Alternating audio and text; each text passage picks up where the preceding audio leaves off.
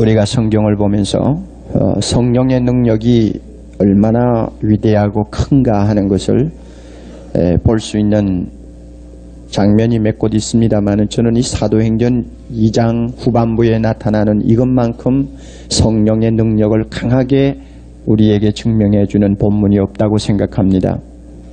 읽을 때마다 마음에 참 벅참이 다시 일어나고, 또 어떤 때는 읽을 때마다 나 자신의 무능함을 생각하면 좌절감이 생기게 만드는 이런 아주 양면을 가진 본문입니다. 성령이 오늘도 함께 하셔서 이와 같은 능력이 얼마든지 교회 안에 일어날 수 있다고 생각하면 힘이 솟고, 성령이 이와 같이 능력이 많으신데도 교회가 여전히 힘을 잃어버리고, 또 교회를 지도하는 지도자가 영적으로 메말라 있다고 생각할 때는 답답하고 나도 모르는 고통이 일어나고, 그래서 이 본문은 양면을 다 주고 있어요. 도전도 주고, 흥분도 주고, 소망도 주고, 좌절도 주고, 책망도 주고, 격려도 주고, 이렇게 이 본문이 우리에게 은혜를 주는 것을 우리가 주목해야 되겠습니다.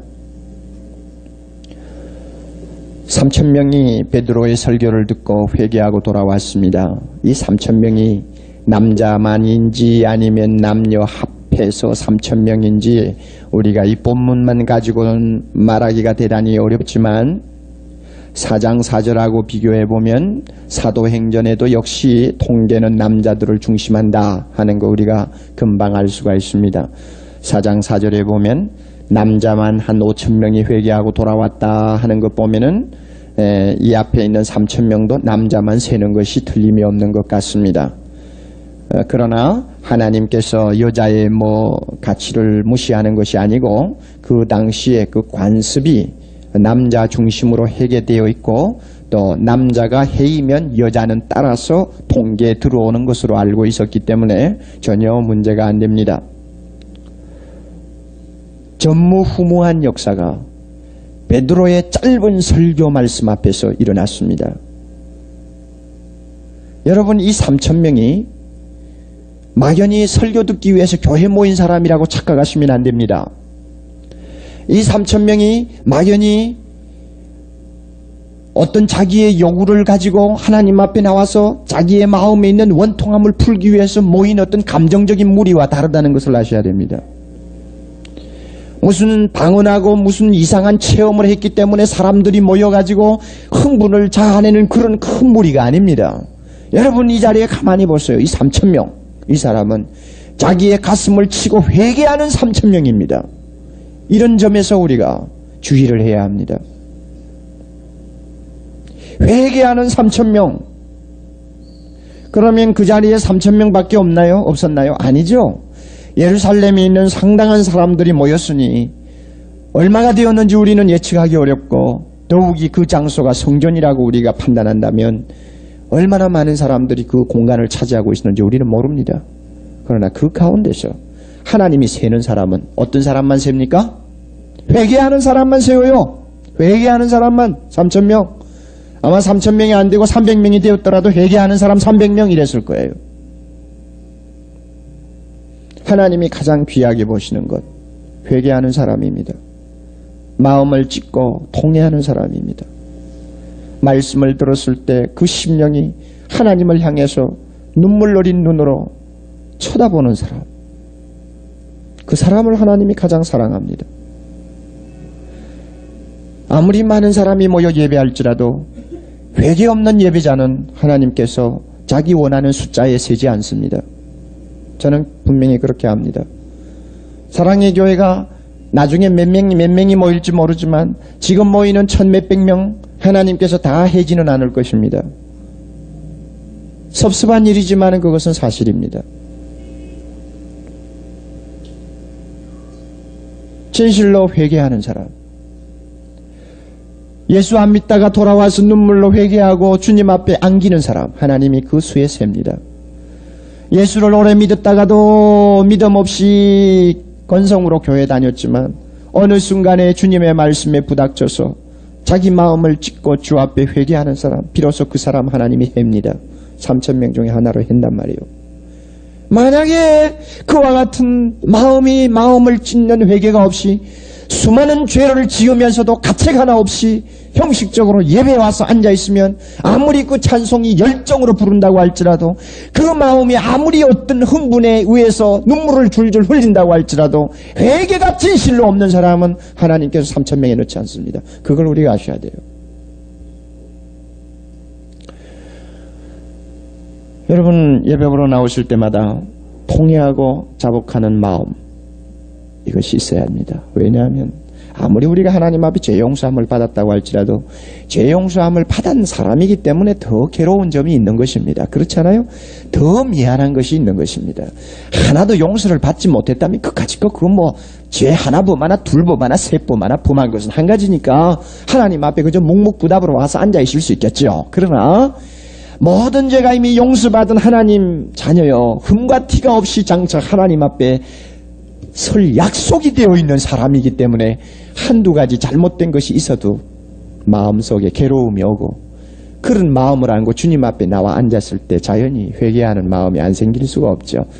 그런 사람을 하나님이 3,000명에 항상 셉니다. 너는 내 것이다. 넌 내 것이다.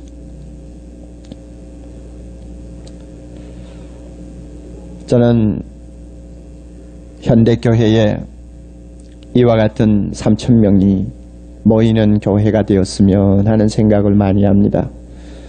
사랑의 교회 막연히 출석하는 3,000명이 아니라 하나님 앞에 나왔을 때 회개할 줄 아는 3,000명이 모이는 교회 되었으면 합니다. 그 교회가 능력이 있죠. 그 교회가 예루살렘을 완전히 뒤집어뒀습니다. 서초동 이 소동 고무라와 같은 그야말로 더럽게 오염된 지역입니다마는 참으로 주님 앞에 회개하는 3,000명만 모이는 교회가 있다면 이 지역은 달라집니다. 달라지게 돼 있어요. 하나님께서 사랑의 교회를 이런 지역에다가 세우시는 이유가 어디 있는지 아직 저는 단정을 못하겠습니다마는 오늘도 살아계시는 성령, 오늘도 교회를 통해 역사하시기를 원하시는 성령, 오늘도 캄캄한 영혼을 불러서 하나님 앞에 회개할 수 있도록 복음의 빛을 비추어 주시는 성령, 오늘도 교회에 거하시고 우리의 마음에 역사하시고 말씀을 통해서 능력 있게 행하시는 거 우리 분명히 믿습니다. 믿는 이상 분명히 하나님은 일하십니다.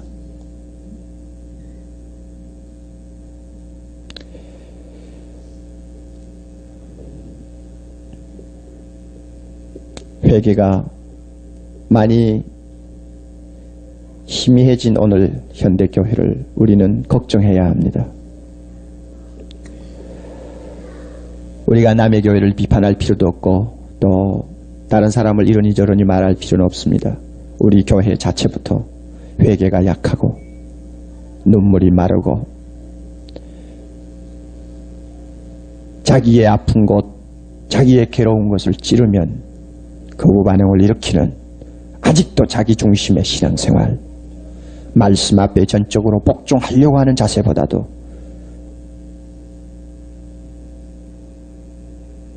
하나님 말씀 앞에서 자신을 오히려 내세우려고 하는 은근한 인간의 교만, 이와 같은 것들이 살아있는 교회라면 사랑의 교회 강단도 아직 멀었습니다.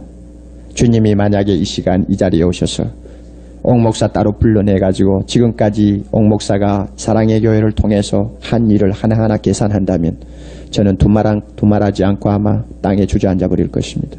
왜냐하면 아직도 약합니다. 약해요. 그렇다고 눈물만 흘리는 교회 만들라는 말이 아닙니다. 아니고 사람이 보아도 저분은 좀 울어야 되겠는데 하고 생각이 되는데도 눈물이 없는 것 있죠.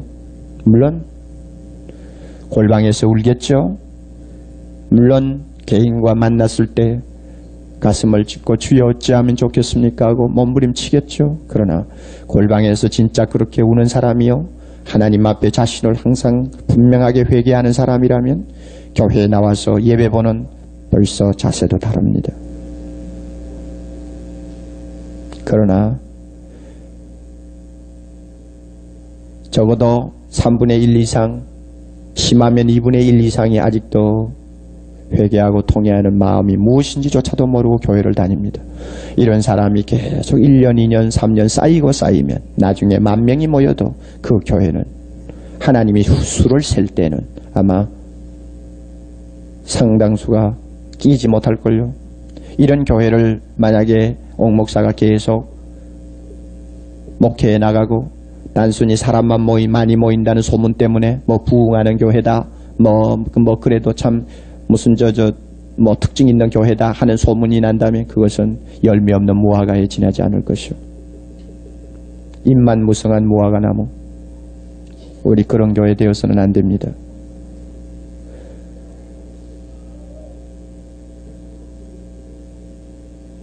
오늘 우리는 과거의 어느 시대보다도 죄를 많이 짓는 사람입니다. 아멘입니까? 과거 어느 때보다도 우리는 죄인입니다. 초대교회 우리 성도 100년 전, 50년 전 우리 부모님들 죄를 지었다고 합니다마는 여러분 오늘 현대인들이 짓는 죄만큼 짓는다고 생각합니까? 지었다고 생각합니까?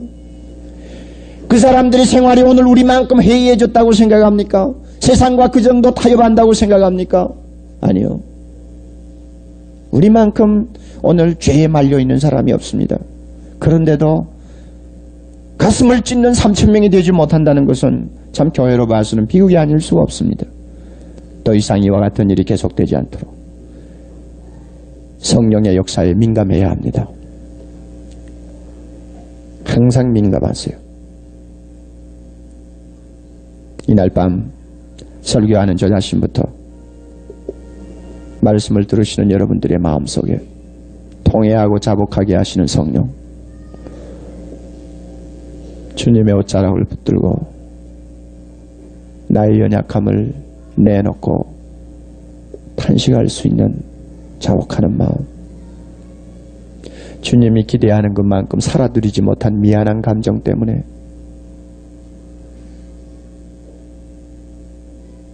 날마다 빚진 마음이 되어서 주님 앞에 눈물을 떨어뜨리는 그야말로 살아있는 심령, 감각이 있는 심령, 이와 같은 심령 만들어 주시기를 바랍니다. 이것이 3,000명입니다. 이 사람이 3,000명입니다. 우리가 또 이 본문을 통해서 유의해야 될 사실이 하나 있습니다. 그것은 뭐냐면 여러분 3,000명이 회개하고 돌아오는 이 전무후무한 역사, 기독교 역사에 한 번에 3,000명, 5,000명이 순수하게 돌아오는 역사는 아직도 없었습니다. 스타트니까, 처음이니까 하나님이 굉장히 크게 역사하셨어요. 천국문은 조금씩 똑똑똑똑 두드리는 것이 아니었습니다. 오순절 성령이 임하시자마자 천국문은 큰 힘을 가지고 문을 완전히 박차고 들어갔습니다. 제일 큰 역사가 제일 애초에 처음에 일어났습니다. 그런데 이와 같은 성령의 역사가 어떻게 나타났느냐 할 때 두 가지 요소입니다. 하나는 말씀과 하나는 말씀을 설교하는 사람, 두 가지 요소로서 나타났습니다. 그렇죠. 오늘 우리가 보면 베드로라는 메신저가 있고 그 다음에 베드로가 전한 내용, 진리가 있습니다. 성령은 항상 독단적으로 역사하지 않습니다. 성령은 아무 매개체가 없이 일하지 않습니다. 많은 사람들이 이 점에서 쏟고 있어요. 성령은 아무 매개체가 없이 갑자기 나에게 무엇이 임하는 것처럼 임하는 줄 착각하고 있어요. 물론 어떤 때는 그럴 수 있겠지요. 성령이 못하실 리는 없지만은 있겠죠. 그러나 오히려 그런 방법은 마귀가 더 잘 사용한다는 사실을 알아야 합니다. 매개체가 없이 전하는 증거자도 없고 말씀도 없고 끝도 밑도 없이 어떤 사람에게 이상하게 임하는 것은 마귀의 역사가 거의 대부분이라는 걸 아셔야 됩니다. 마귀는 할 수 있습니다. 그러나 성령은 제일 처음 초대교회 역사할 때부터 두 가지 요소를 꼭 통해서 나타났습니다. 뭐요? 말씀의 증거자, 그 다음에 말씀.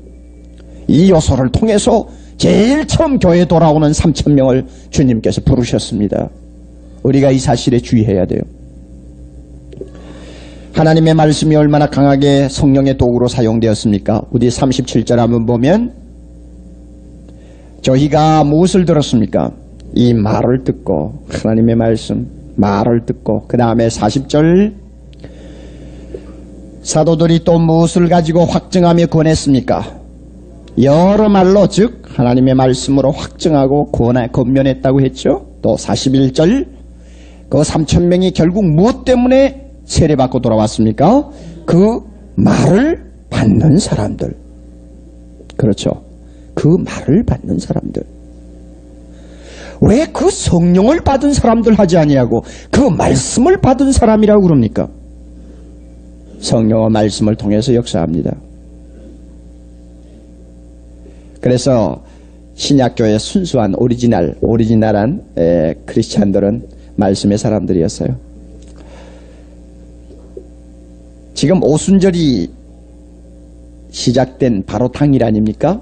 성령께서 방금 120문도에게 임하셔서 그야말로 놀라운 역사들이 일어난 그 몇 시간 후의 사건 아닙니까?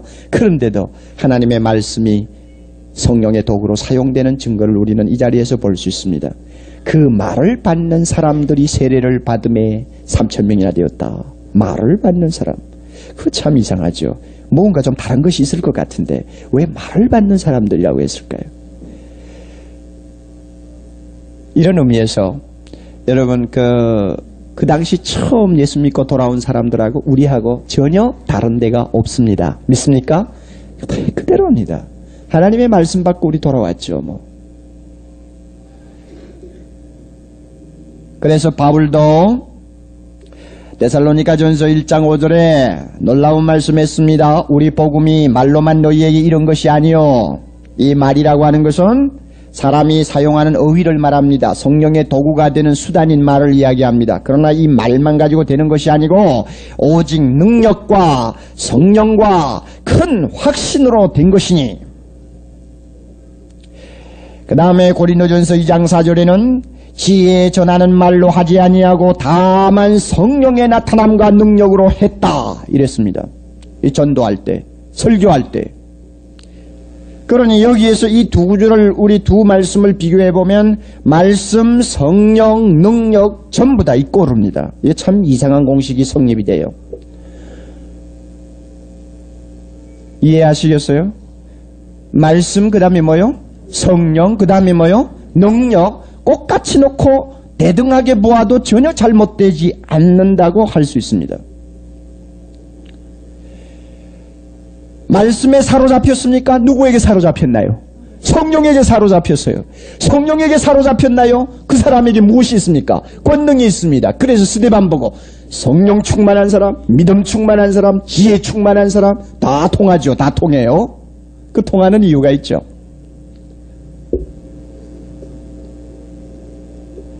그리고 이 말씀의 내용은 무엇입니까? 두 가지죠. 율법과 복음이죠. 자, 오늘 율법을 한번 찾아봅시다. 제가 지적을 해드릴게요. 베드로의 설교 가운데 율법. 율법이 뭐죠? 죄를 찾아서 책망하는 것. 이것이 율법입니다. 죄를 찾아서 책망하는 것. 자, 어디 있나요? 율법 한번 봅시다. 23절. 거기 23절에 그가 하나님의 정하신 뜻과 미리 하신 대로 내어준 바 되었거늘 예수님이 십자가에 못 박혀 돌아가시게 되었다 그 말입니다. 그런데 그 다음에 무엇이 나옵니까? 너희가 법 없는 자들의 손을 빌어 못 박아 죽였으나 너희가 못 박아 죽였다. 이 율법이에요. 죄를 책망하고 숨겨진 마음의 어두운 곳을 들추어내는 율법입니다. 너희가 또 있죠. 36절 넘어가서 그런즉 이스라엘 온 집이 정령할지니 다같이 너희가 십자가에 못 박으니 예수를 그랬죠. 너희가 십자가에 못 박으니 예수. 이것이 율법입니다.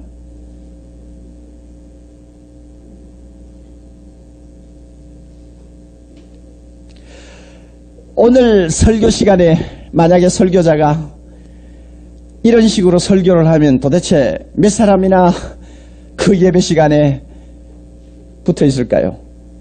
너희가 잘못한 거 하면서 말이죠. 예? 당신이 그 말 아닙니까? 오늘 현대말로 말하면 당신이 오늘날 사회생활에서 이러이러한 죄를 범하는 거 회개하고 돌아오십시오. 만약 이런 식으로 계속 설교하고 회개하도록 강요한다면 아마 오랜만에 남편 교회 다니고 왔던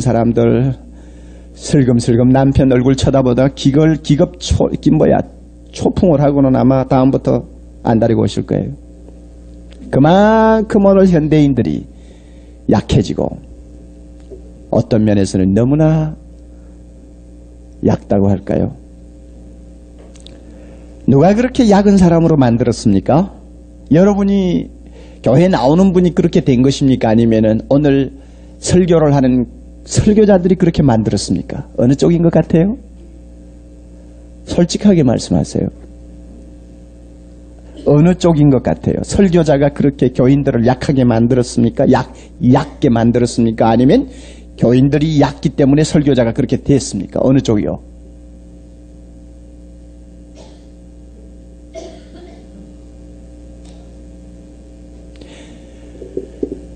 자녀가 편식하는 것은 자녀가 편식을 하기 때문에 편식이 되었습니까? 어머니가 편식하도록 내버려 두었기 때문에 편식이 됐습니까? 어머니들 대답하세요. 어느 쪽입니까? 어머니 책임이 크죠. 예, 막 거의 80%가 어머니 책임입니다. 오늘 현대교회가 너희가 하는 말을 감히 못하는 이유가 있어요. 설교자들이 그렇게 만들었어요.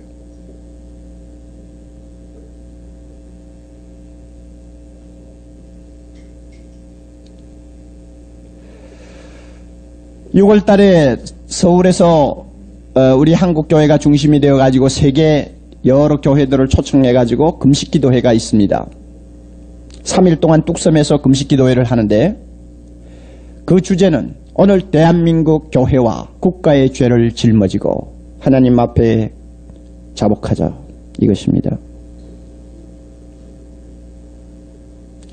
저는 이 금식기도회에서 자복해야 될 죄 중에 하나가 목사의 죄라고 생각합니다.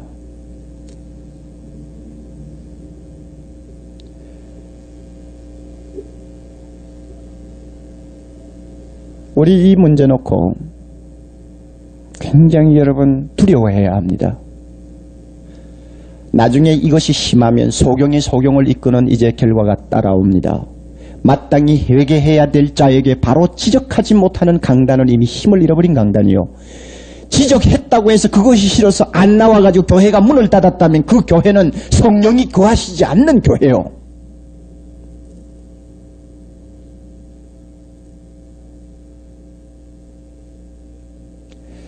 제대로 되려면은 베드로처럼 너희가 십자가에 못 박아 죽인 예수, 이 3,000명은 직접 예수 십자가 못 박아 죽이자고 소리친 사람들일지도 모릅니다.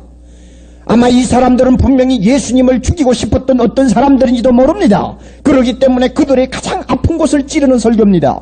그들로 하여금 가장 괴롭게 만드는 설교입니다. 어떤 면에서는 마음속에 그야말로 분통이 터지게 만드는 설교입니다. 성격 급한 사람은 주먹을 내두르면서 베드로에게 달려들게 만들 만한 설교입니다. 그만큼 거부 반응을 일으킬 수 있는 설교지만은 성령의 역사가 정말로 그 자리에 나타날 때에 그 설교 앞이 거꾸로졌습니다. 형제여, 우리가 어떻게 할꼬? 설교자가 오늘날 죄를 책망하고 교회의 잘못된 부분을 말씀으로 수술하면서 바로 가르칠 용기를 잃어버렸으면 성령도 슬퍼하시고 떠날 것입니다. 교회는 성령께서 인도하셔야만이 부흥이 되는 것이지 성령이 인도 안 하시면 부흥이 안 돼요.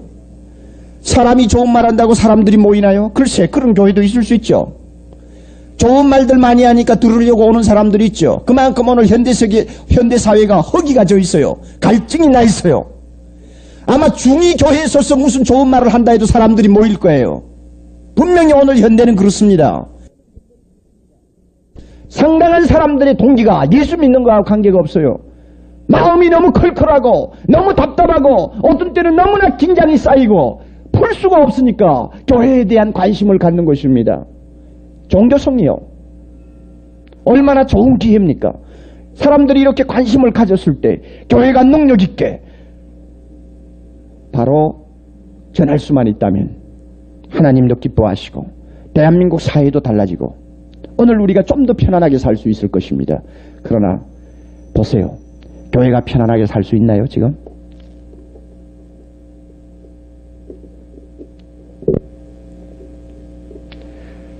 택시에서 650만 원 현금 주어가지고 주인에게 돌려줬다는 것이 그게 무슨 기삭감이 됩니까? 당연히 한 일인데. 안 그래요? 무슨 기삭감이 돼요, 그게. 그러나 그것이 너무나 이슈가 되고 사람들에게 경이감을 갖고 탐복을 할 정도로 만드는 이유가 어디 있나요? 그만큼 사회가 썩이고 썩고 그것을 자연스럽게 받아들이는 어두운 사회가 되었다는 이야기입니다. 이런 사람들이 살고 있는 사회, 교회에서 너희가 하는 분명한 책망과 회개를 부르짖을 수 없을 만큼 권위가 떨어졌다는 것은 오늘 교회가 타락했다는 이야기입니다.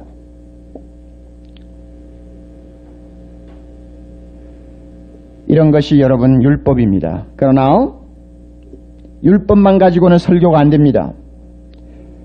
의사가 수술을 해놓고 끝나면은 째놓고 끝나면은 그것은 수술이 아닙니다. 반드시 봉합을 해야 되고 치료를 해줘야 됩니다.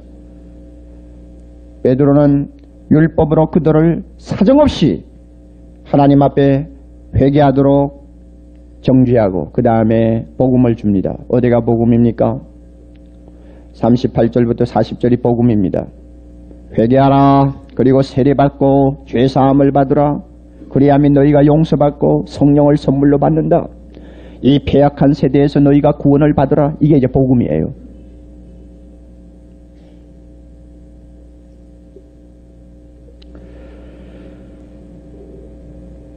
하나님께서 우리 사랑의 교회에 이 양면의 능력 주시기를 바랍니다. 율법에도 능력이 있고 복음에도 능력이 있고 우리 사랑의 교회 순장들에게 하나님께서 이 능력 주시기를 바랍니다. 율법에도 능력이 있고 복음에도 능력이 있고 그래서 사람들이 처음에 볼 때는 모든 사람이 낭망하고 뒤로 자빠질 것 같이 느껴졌지만 드디어 복음의 손이 그들을 싸매고 예수 그리스도의 피 묻은 손이 그들을 위로하고 그들을 축복해주는 놀라운 기쁨이 충만하게 하는 교회라면 얼마나 좋겠어요. 얼마나 좋을까요? 저는 이 성경을 보면서 왜 오늘날 나에게는 율법과 복음의 능력이 좀 더 강하게 나타나지 못할까 하고 많이 스스로 자문을 해보았습니다. 아마 그 이유는 한 가지로 들 수 있을 것입니다. 베드로는 성령 충만한 사람이었습니다. 성령 충만하기 전에 베드로는 이런 사람이 아니었습니다. 전혀 불가능한 사람이었습니다. 그러나 성령이 충만하자 베드로에게는 도무지 기대할 수 없었던 사람이 예측하지 못했던 초자연적인 역사가 나타났습니다. 이런 의미에서 사랑하시는 형제자매 여러분, 옥 목사를 위시해서 교회 교역자들 위해서 많이 기도해 주셔야 됩니다.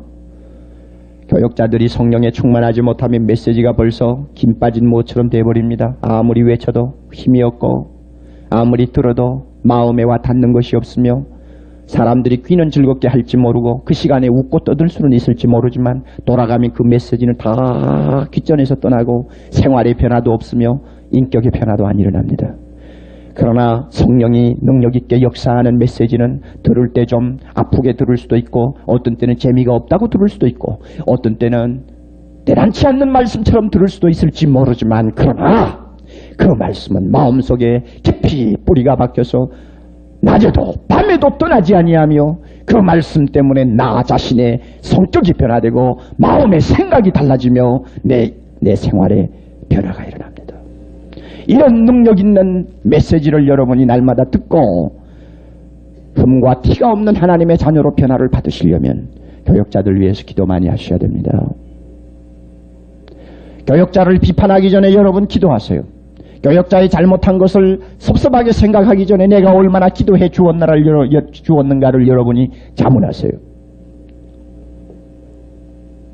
만약에 수요일날 나오시는 200여 명 여러분만이라도 날마다 엎드릴 때에 교역자들을 위해서 특별히 강단을 맡은 주의 종도를 위해서 기도하신다면 또 다락방에서 순장일을 맡아서 말씀으로 봉사하는 우리 평신도 지도자들을 위해서 기도한다면 사랑의 교회 모이는 예배 시간이 달라질 것이요 가정가정에 모이는 다락방이 달라질 것입니다. 믿습니까? 예. 성령이 충만하지 못하면 안 돼요. 아무리 인간의 아름다운 말을 가지고 해보세요. 한두 시간은 잘할 수 있어요. 한 주일 부흥회는 잘할 수 있어요. 그러나 계속적인 생명의 역사는 불가능합니다. 성령의 충만 없이는 아무에게도 절대로 불가능합니다. 이것이 성령이 그만큼 솔직하다는 이야기입니다. 성령은 절대로 거짓된 데가 없어요. 솔직하기 때문에 솔직하게 나타납니다.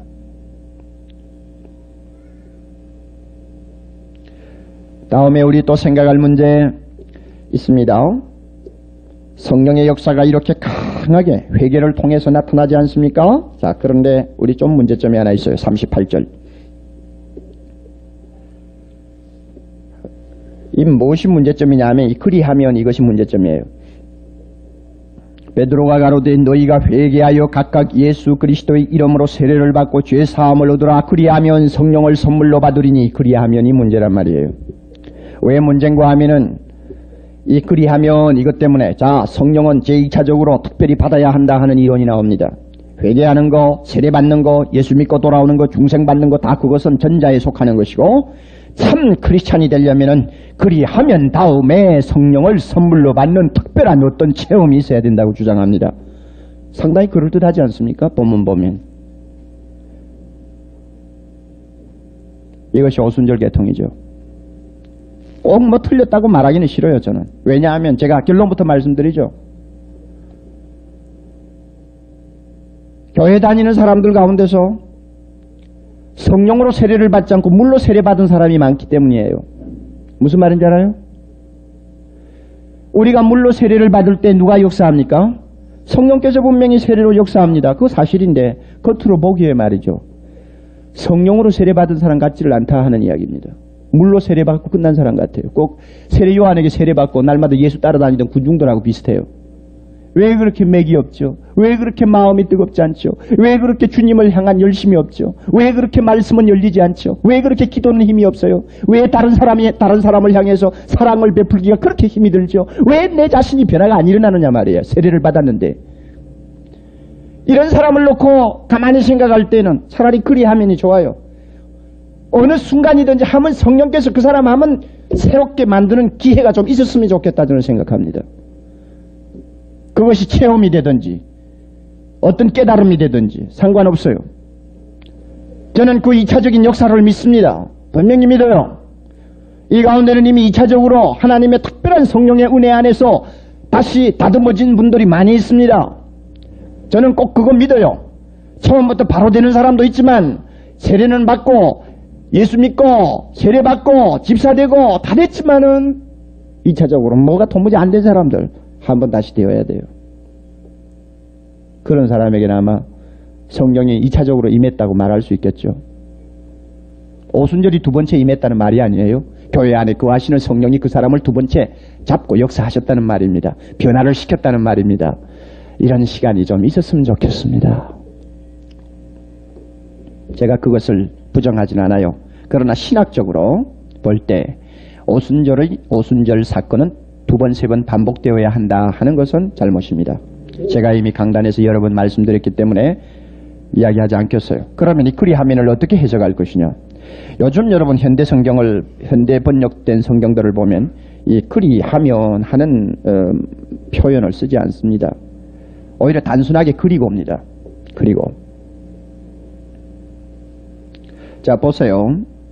여러분 회개하는 것하고 죄사함을 받는 것하고 시간적으로 차이를 둘 수 있습니까? 회개를 하고 몇 시간쯤 지나면 죄사함을 받나요? 예?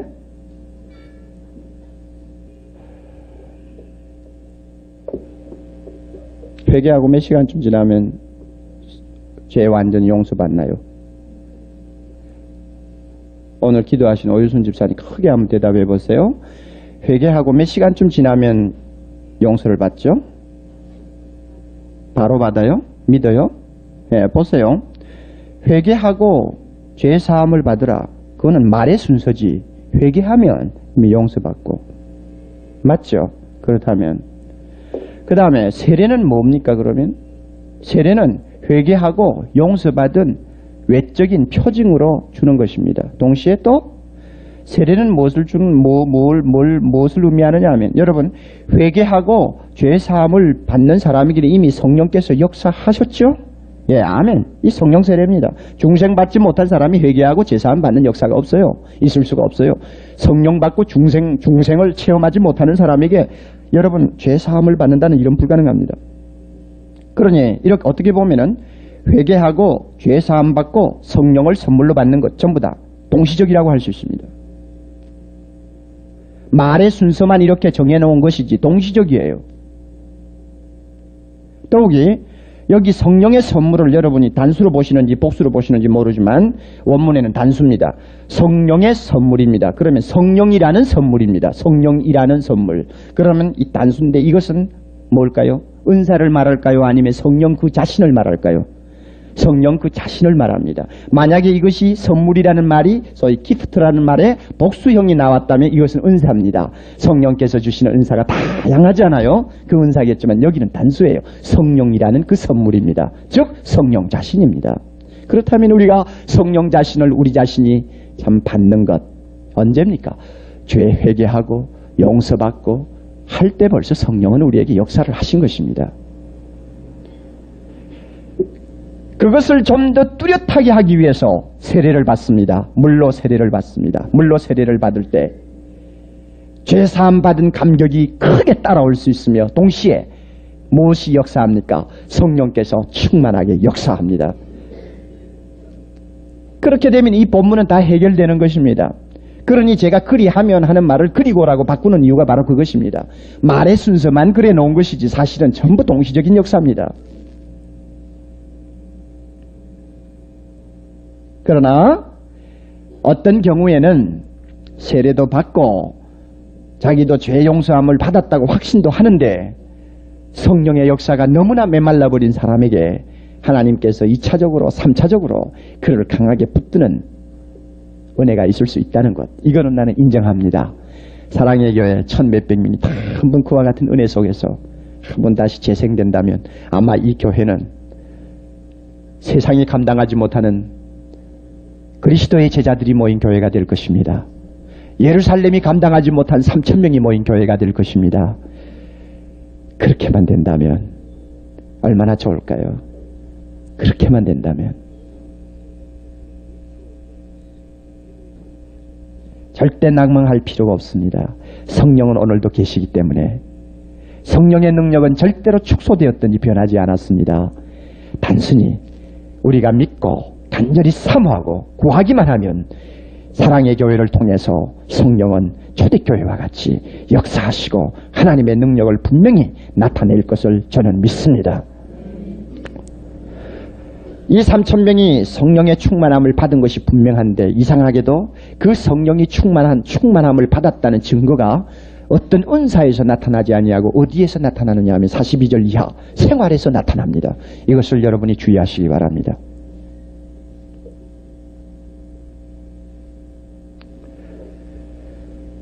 성령이 충만했으면 무엇인가 좀 이상한 것이 나타날 것 같은데 이 3,000명이 아마 방언을 했더라면 아마 예루살렘이 아마 원자탄이 터진 것 이상으로 야단났을 거예요.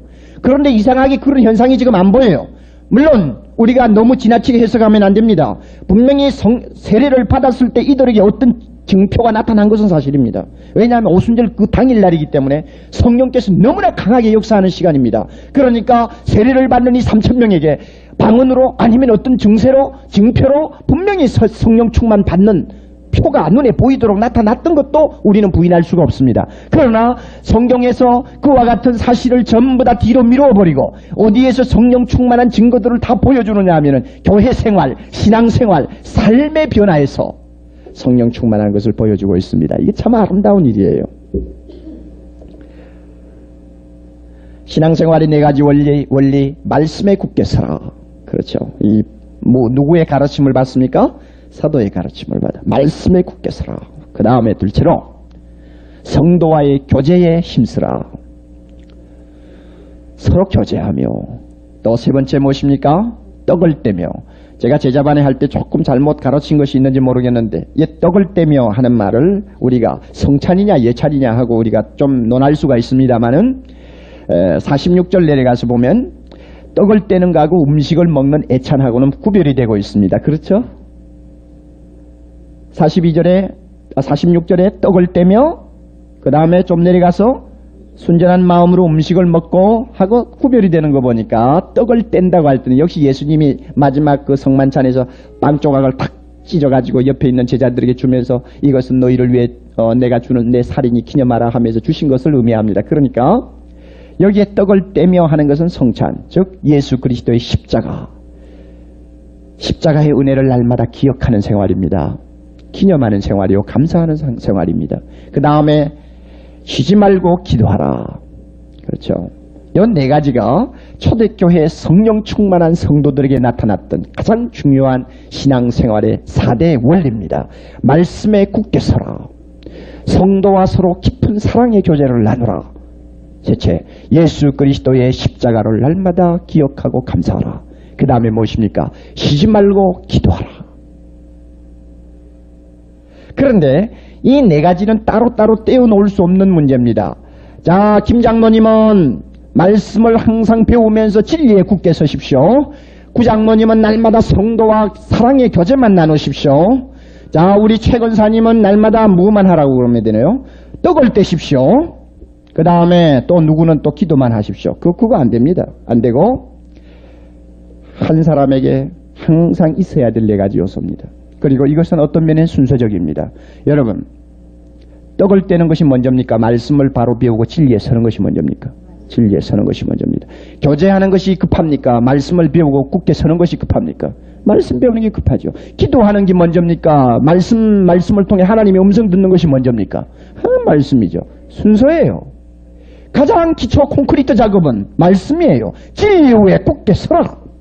그것이 바로 될 때 성도와의 교제가 아름답게 이루어지고 그리스도의 십자가의 날마다 감격하며 살 수가 있으며 동시에 쉬지 않고 기도하는 역사가 일어나죠. 그러나 말씀에 빈약하면 그거 전부 다 고장난 것입니다. 다시 말하면 콘크리트가 전부 다 갈라져가지고 집이 지금 위태위태해지는 상황이나 다름이 없습니다. 제가 오늘 시간이 쫓기기 때문에 길게 말씀 못 드립니다. 여러분, 우리가 돌아가서 성령에 충만한 사람으로 우리가 표현이 되고 싶으면 이것이 바로 되는가를 항상 살핍시다. 말씀을 사랑하고 말씀에 굳게 서 있는가. 그 다음에 항상 성도와의 교제를 사모하고 사랑하는가. 사람 만나기 싫어서 문 잠그고 열어주지 않아. 전화 와도 전화 받지 않아. 만나기 싫어. 나 혼자 있어. 벌써 고장난 사람, 성령이 근심하는 사람입니다. 아멘. 대답이 적은 거 보니까 분명히 무슨 문제가 있는 모양이에요. 다락방도 나가기 싫어. 순장 꼴 보기 싫어. 다 싫어. 다 싫어. 벌써 그 사람 고장난 사람이에요. 참 진리 위에 우리가 바로 서면 이상하게 성도와의 교제가 사모가 됩니다. 만나고 싶고 서로 마음을 합해서 기도하고 싶고 그래요. 그러니까 기도가 나오죠. 또 떡을 떼는 건 혼자 뗍니까? 여럿이 뗍니까? 나 혼자 빵덩어리 들고 오 주여 감사합니다. 이것은 주님이 나를 위해 죽으신 십자가를 기념하는 떡입니다. 여러분 그렇게 할 수 있어요? 못해요. 떡 떼는 것은 같이 해야 돼요. 공동체가 하는 일입니다. 그러니 보세요. 우리가 성령 충만하면 나 하나의 생활보다도 교회의 지체로서 전 교회의 생활을 더 중시하게 됩니다. 말씀 배우고 교제하고 같이 떡을 떼고 같이 기도하고. 아름답죠? 그래서 46절도 가서 보면 그들이 자 첫째 장소는 어디입니까? 전체가 모일 때는 어디를 갑니까? 성전으로 가고 그 다음에 성전에서 돌아와 가지고는 가정에서 모이고 자 이렇게 해서 서로가 하나님을 찬미하며 하나님의 영광을 높이면서 사니까 드디어 교회가 날마다 부흥했습니다. 따라하십시오. 성령 충만의 생활은 증인의 생활이다. 말로 입으로 막 예수 믿으라고 전하고 돌아다니지 않아도 벌써 삶 전체가 누구를 증거하는 삶이죠? 예수 그리스도를 증거하는 삶입니다. 이것이 크리스찬의 삶이에요. 그러므로 교회가 정말로 교회 전체가 증인의 삶을 가지고 가정에서나 또는 사회에서나 참 내가 성령 충만한 생활하면 나를 통해서 복음 전하는 기회는 자연적으로 생기고 나를 통해서 예수에 대해서 매력을 느끼는 사람들이 자연히 따라오게 돼 있어요. 교회가 부흥하게 돼 있습니다. 이렇게 초대교회가 성령 충만한 증거가 삶의 변화에서 나타났으며 교회 생활에서 증거가 되었다는 것을 우리가 마음속에 깊이 명심하고 엉뚱한 데서 성령 충만 찾지 마세요. 오리지널로 돌아가자고요. 얼마나 아름다워요. 하나님께서 사랑의 교회 부디 이와 같은 성령의 충만을 항상 허락해 주시고 이 세상 마지막까지 성령이 뜨겁게 강하게 분명하게 역사하시는 귀한 교회 되도록 주님의 은혜 주시기를 바랍니다.